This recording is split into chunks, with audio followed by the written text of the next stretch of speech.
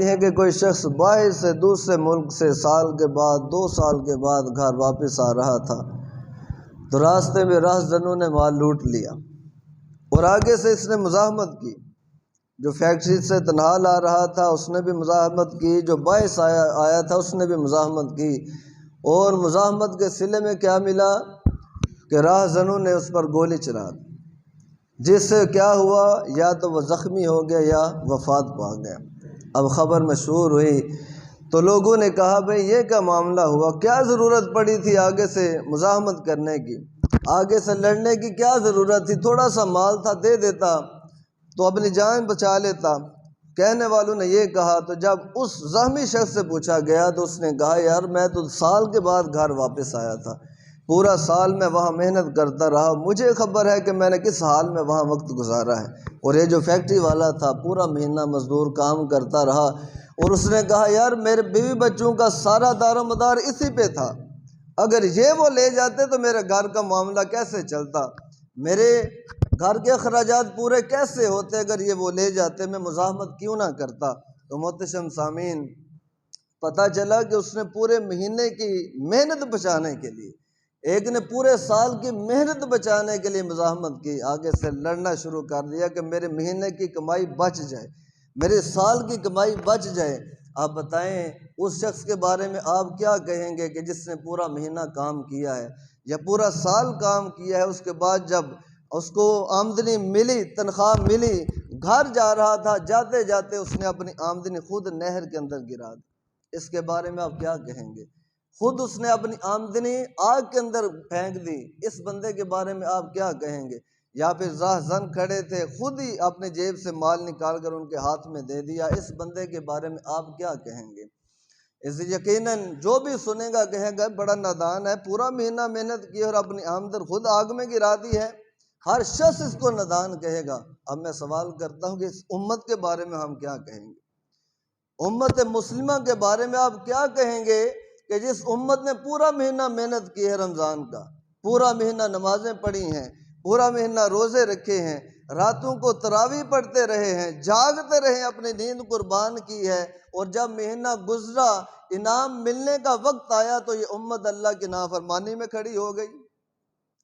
ہمارے بازار بھر گئے، جب چاند رات آئی بازار بھر گئے، سینما ہال بھر گئے، ہمارے موبائلوں پر انٹرنیٹ کے پیکج ہو گئے، ہم نے داڑیاں چہروں سے کٹوا دیں، وہ جو سلسلہ نماز کا چل رہا تھا یک بارگی اسے ختم کر دیا۔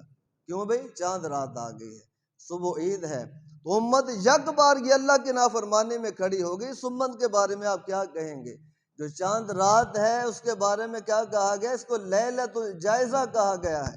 بھئی یہ رات ہے انعام ملنے کی، اس رات میں اللہ کی طرف سے انعام ملتے ہیں، اس رات میں کثیر تعداد میں لوگوں کی بخشش کی جاتی ہے۔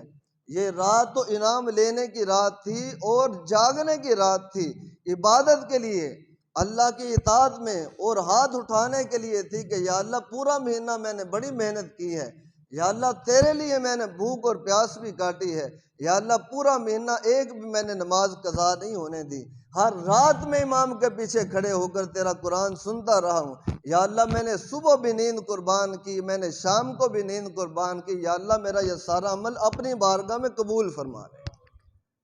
یہ رات تو اس لیے تھی کہ یا اللہ محنت قبول کر لے، میرے سجدے قبول کر لے، میرے لیے معافی کا اعلان کر دے۔ یہ رات تو اس لیے تھی، لیکن ہم نے تو سارا حلیہ بدل دیا اس کا، ہم تو کسی اور ہی طرف چل پڑے، جیسے کہ سندیں مل چکی ہیں ہمیں رمضان میں، اب ہم فارغ ہیں کہ نہ جہنم کا ڈر ہے، نہ قبر کا ڈر ہے، نہ حشر کا ڈر ہے، اور بھائی سند کسی کو نہیں ملی۔ ضرورت ہے اب بھی منتیں ترلے کرنے کی ضرورت ہے، اگر چاند رات کو منت اور ترلا کیا جائے شاید رب مان جائے، شاید رب کرم کر دے۔ اللہ کے حبیب صلی اللہ علیہ وآلہ وسلم کیا فرماتے ہیں؟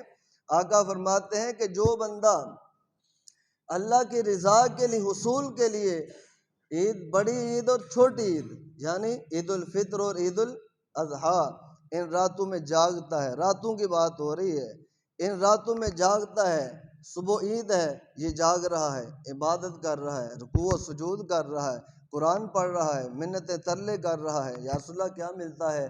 آقا فرماتے ہیں حشر کا جب دن ہوگا وہ سخت ترین اور مشکل دن ہوگا، وہ دن ایسا ہوگا کہ جہنم کے خوف سے دل مردہ ہو جائیں گے، وہ دن ایسا ہوگا کہ رب کے خوف سے، اس کے غضب سے دل مردہ ہو جائیں گے۔ آقا فرماتے ہیں اس دن جب سب لوگوں کے دل مردہ ہو چکے ہوں گے، یہ جو بندہ عیدین کی راتوں میں جاگا کرتا تھا، اللہ اس کے دل کو مردہ نہیں ہونے دے گا، اللہ اس کے دل کو مردہ نہیں ہونے دے گا۔ وہ کیسے نہیں ہونے دے گا؟ اللہ کی طرف سے بشارتیں جو مل رہی ہوں گی، اللہ کی طرف سے جنت کی بشارتیں مل رہی ہوں گی، اللہ کی طرف سے بخشش کی بشارتیں مل رہی ہوں گی، اللہ کی طرف سے رضا کی بشارتیں مل رہی ہوں گی۔ کیوں؟ یہ وہ بندہ ہے کہ جو عیدین کی راتوں میں جاگا کرتا تھا، لیکن دنیا کے لیے نہیں، اپنے رب کے لیے جاگتا تھا۔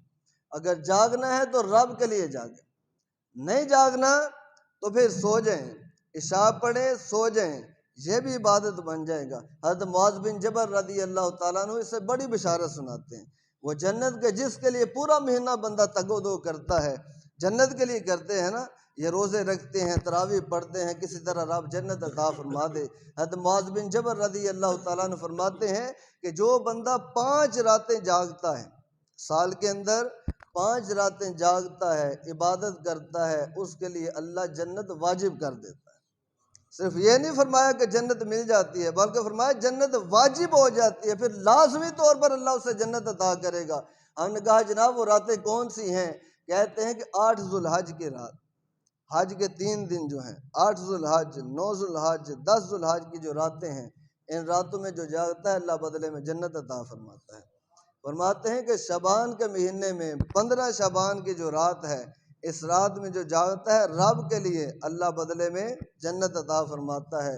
اور 5ویں رات فرمایا عید الفطر کی رات، چھوٹی عید کی رات، جو بندہ یہ رات رب کے لیے جاگتا ہے اللہ بدلے میں جنت عطا فرماتا ہے۔ تو یہ رات تو عبادت کے لیے تھی، رب کو راضی کرنے کے لیے، رب کو منانے کے لیے تھی، سینموں میں جانے کے لیے نہیں، موبائل اور نیٹ چلانے کے لیے نہیں تھی، اپنی داڑھیوں کو کٹوانے کے لیے نہیں تھی، نمازوں کا سلسلہ روکنے کے لیے نہیں تھی، بلکہ سجدے بڑھانے کے لیے تھی۔ اس رات میں سجدے بڑھا دیں اور منت اور ترلا کریں کہ یا اللہ قبول کر لیں۔ پورا مہینہ ٹوٹی پھوٹی محنت ہم کرتے رہے، کوشش کرتے رہے، ٹوٹے پھوٹے سجدے ہم نے کیے ہیں، تو بڑا کریم ہے، تو بڑا رحیم ہے، اپنے کرم سے قبول فرما لے۔ یہ منت اور ترلا کرتے ہوئے سو جائیں گے تو شاید اللہ کرم فرما دے۔ تو اس رات کو ضائع نہیں کرنا، ضائع نہیں کرنا، اللہ کے نافرمانی میں نہیں لگانا اس کو، جتنا ہو سکے فرما برداری کریں، پھر سو جائیں۔ اللہ کی بارگاہ میں عرض کرتے ہیں کہ اللہ تعالی ہمیں اس رات کو اپنے لیے نفع بخش بنانے کی توفیق دے، اس رات کو اللہ ہمیں عبادت میں گزارنے کی توفیق دے، اور اس رات کو اللہ اپنے کرم سے ہمارے لیے بخشش والی رات بنا دے۔ آمین وما علیہ الا البلاغ۔